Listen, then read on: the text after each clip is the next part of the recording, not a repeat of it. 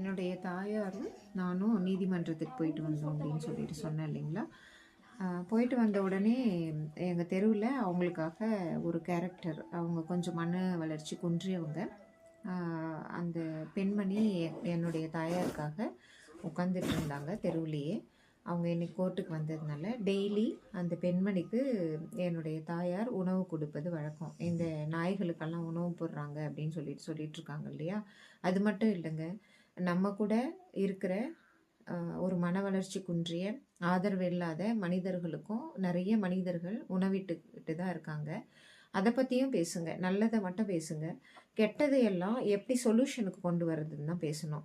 ஆக்சுவலாக என்னுடைய தாயாரினுடைய தோழி, என்னுடைய பெண், அவங்க என்ன மாதிரி தான் அந்த பெண்மணியும் நினச்சிட்டு இருக்காங்க. அதனால் டெய்லி சாப்பாடு கொடுப்பது வழக்கம். பாருங்கள், இந்த வீடியோவில் ஷார்ட்டாக தான் போடுறேன். Short is sweet. இதில் நிறைய கற்றுக்கிறதுக்கு இருக்குது. உயிரினங்களுக்கு எல்லாருக்குமே உணவிடுறது எந்த தெய்வமும் குற்றம் சொன்னதில்லை. நம்ம தெய்வங்களாக இருப்போம் குற்றம் சொல்லாமல். தேங்க்யூ.